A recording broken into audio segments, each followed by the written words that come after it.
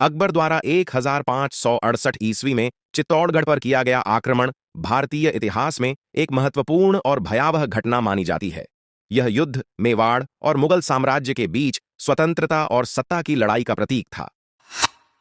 चित्तौड़ मेवाड़ का सबसे प्रमुख किला था और राजपूती वीरता, स्वतंत्रता और सम्मान का प्रतीक। यह किला सामरिक दृष्टि से बहुत महत्वपूर्ण था और इसकी विजय अकबर के लिए हिंदुस्तान में अपनी ताकत का प्रदर्शन करने का अवसर था। अकबर का उद्देश्य समूचे भारत को मुगल साम्राज्य के अधीन लाना था। मेवाड़, विशेष रूप से चित्तौड़गढ़, उनकी इस योजना में बाधा बना हुआ था। महाराणा उदय सिंह और उनके उत्तराधिकारियों ने अकबर के सामने आत्मसमर्पण करने से इनकार कर दिया। यह युद्ध मेवाड़ के स्वाभिमान और स्वतंत्रता को बनाए रखने के लिए लड़ा गया।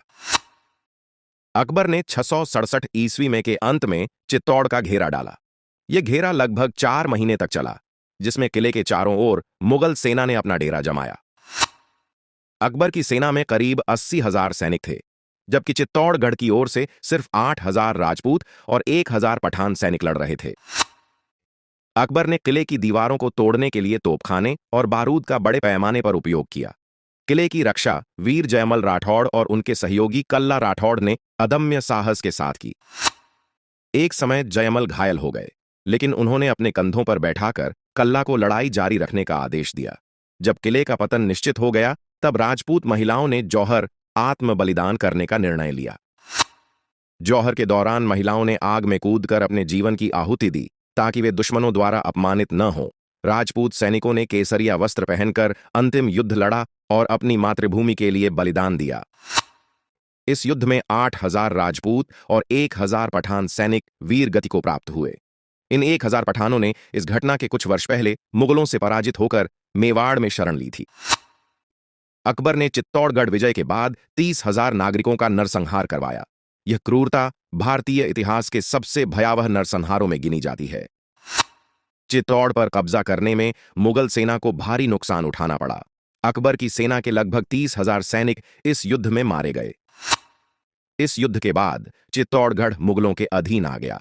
अकबर ने इस विजय को अपनी महानता का प्रतीक माना और उसे गाजी, धर्मयोद्धा की उपाधि दी। चित्तौड़गढ़ की लड़ाई ने राजपूतों की वीरता, बलिदान और स्वतंत्रता के प्रति अडिग निष्ठा को इतिहास में अमर कर दिया। हालांकि चित्तौड़ हार गया, लेकिन मेवाड़ ने कभी भी पूरी तरह से अकबर की अधीनता स्वीकार नहीं की। महाराणा प्रताप ने आगे चलकर हल्दी घाटी के युद्ध में मुगलों के खिलाफ संघर्ष जारी रखा। यह विवरण अकबरनामा, अबुल फज्जल द्वारा लिखित अकबर का आधिकारिक इतिहास और तारीख-ए-फरिश्ता जैसे ऐतिहासिक ग्रंथों में मिलता है। जेम्स टॉड की पुस्तक annals and antiquities of Rajasthan में भी चित्तौड़ के जौहर और वीरता का वर्णन है। लेख में वर्णित पेंटिंग ऐतिहासिक घटनाओं को चित्रित करती है। यह मुगलों द्वारा बनाए गए मिनिएचर आर्ट या बाद के कलाकारों द्वारा चित्रित हो सकती है। मुगल सेना के भारी नुकसान की पुष्टि अकबरनामा और अन्य स्वतंत्र ऐतिहासिक स्रोतों से होती है।